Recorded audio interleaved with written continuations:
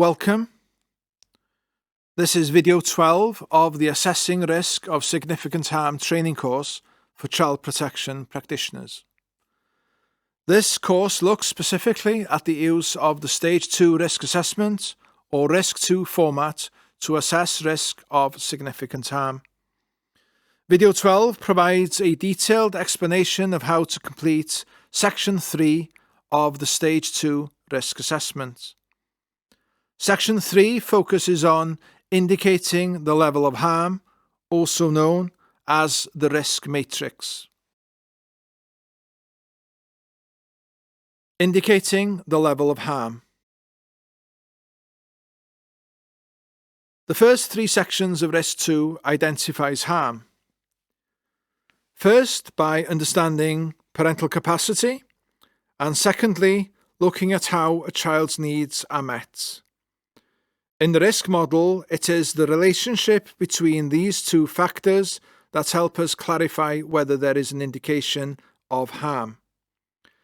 Section 3 analyses these findings.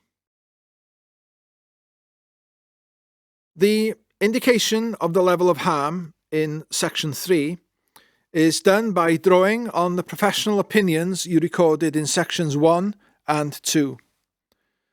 The scores from the professional opinion Sections 1.1 and 2.1 are entered into the risk matrix.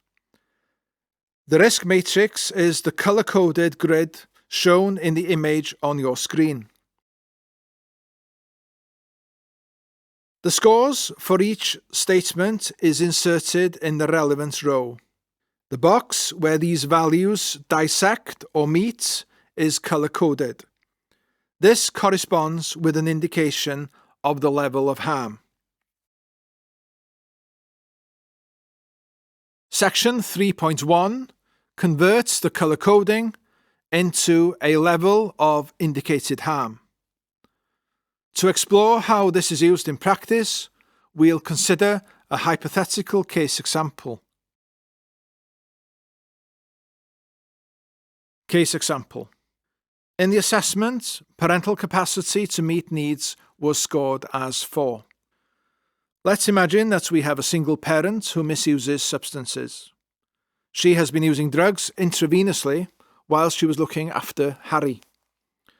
Police reports show their responses to neighbourhood concerns that she can't be contacted and that Harry, a 24-month-old toddler, seems to fend for himself at those times.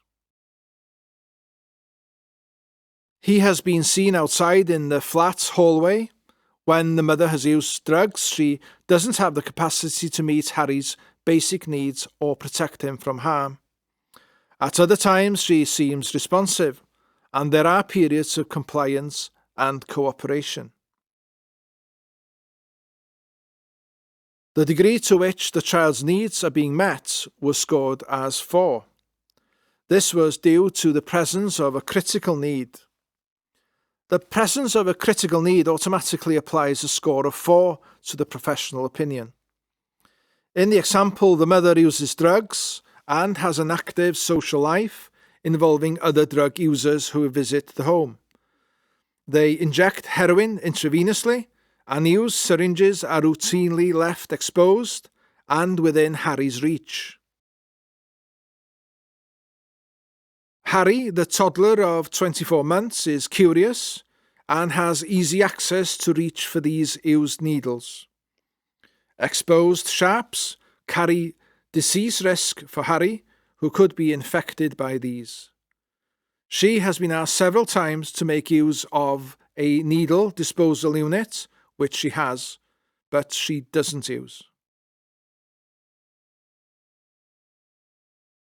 These scores are recorded in the professional opinion summary in sections 1.1 and 2.1 of Risk 2.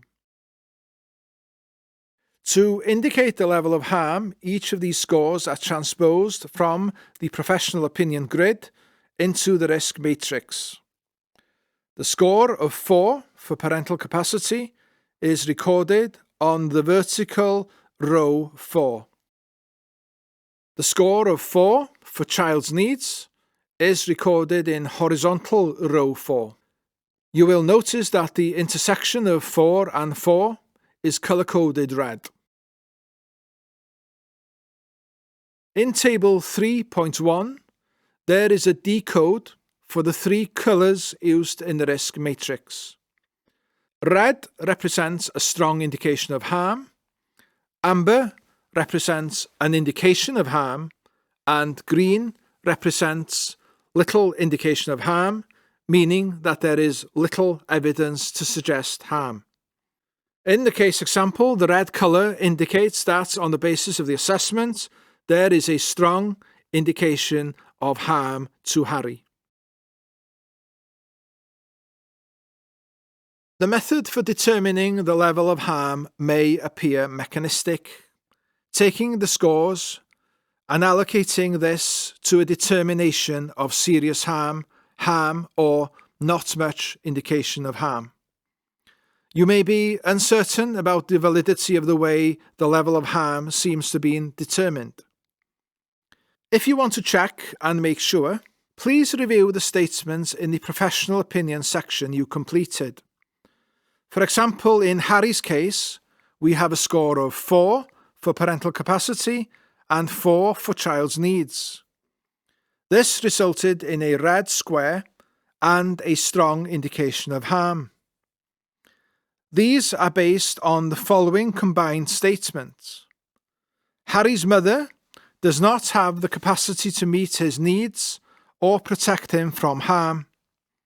Many of his needs are unmet, and the critical need is unmet, placing him at immediate risk of harm from exposed, used needles at home.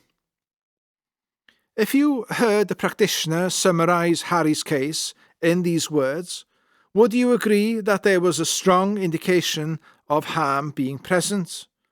Or would you disagree? This provides a system to check the scoring and its effect on the overall findings. So, if you are unsure, remember to read the corresponding full statement in the professional opinion grid.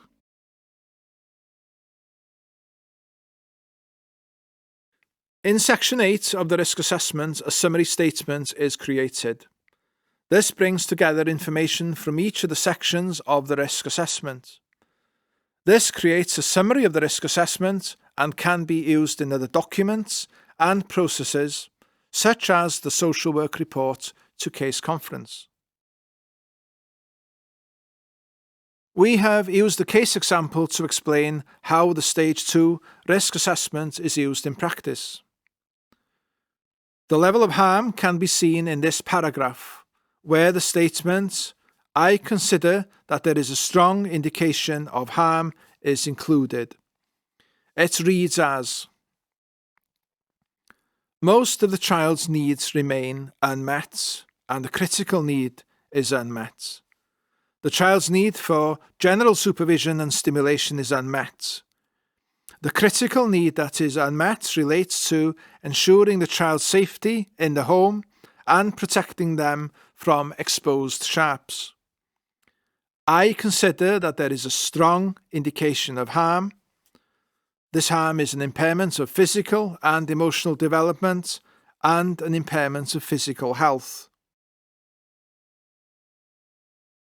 Exercise 7. Completing the risk matrix. Exercise 7 provides you with an opportunity to use Section 3 of the risk assessment. From the Downloads page on the Practice Resource module, you will find a workbook to accompany this course. This exercise is in the workbook with instructions and the questions from Section 3 for you to complete.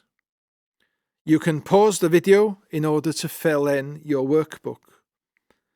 When referring to any cases in your workbook, please do this anonymously, for example by using initials. Please consider the case example from your own practice.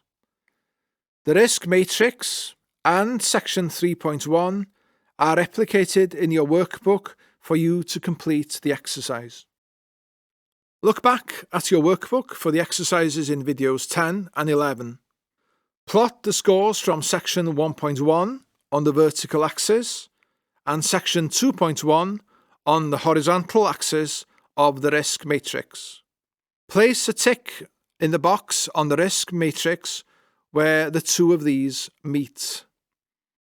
Identify the corresponding colour: red, amber, or green. You can pause the video in order to fill in your workbook.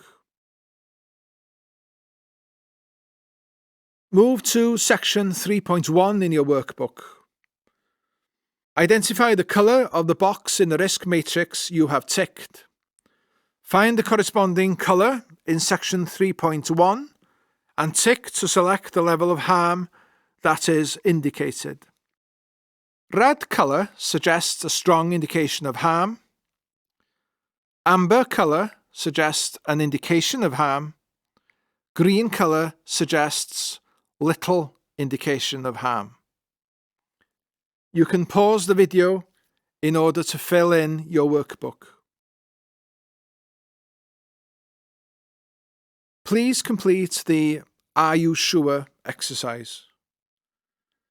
In your workbook, there are instructions about how to check the results of using the risk matrix. Please write out a statement based on the professional opinion statement for your case as recorded in sections 1.1 and 2.1.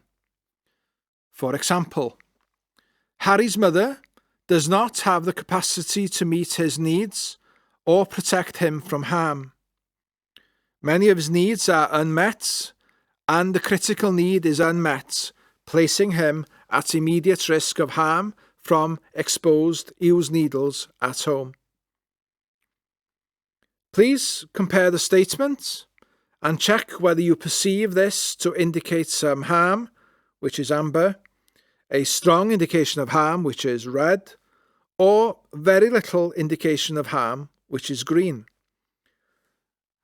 Does the level of harm indicated by using the risk matrix reflect your professional opinion, having reviewed your summaries of parental capacity and child's needs? If there is disagreement, explain in what way the findings are different. In section 8 of risk 2, the reason for decision is developed. This is a short risk assessment summary. It is constructed by building each component from the risk assessment into a comprehensive statement.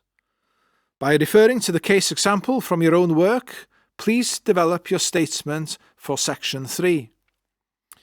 In the case example, this reads as, I consider that there is a strong indication of harm.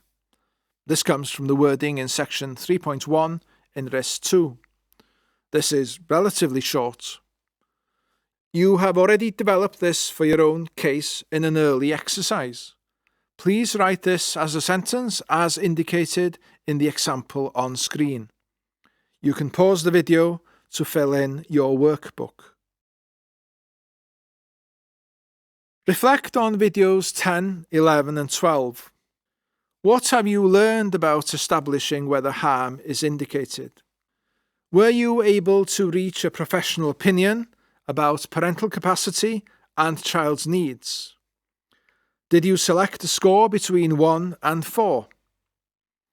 When you used the risk matrix, did you agree with the level of harm it indicated? Did anything surprise you as you completed the exercise? You can record your observations in your workbook. Once you have worked through video 12 of the Assessing Risk of Significant Harm course, please progress to the next part, which is video 13, Classifying Harm.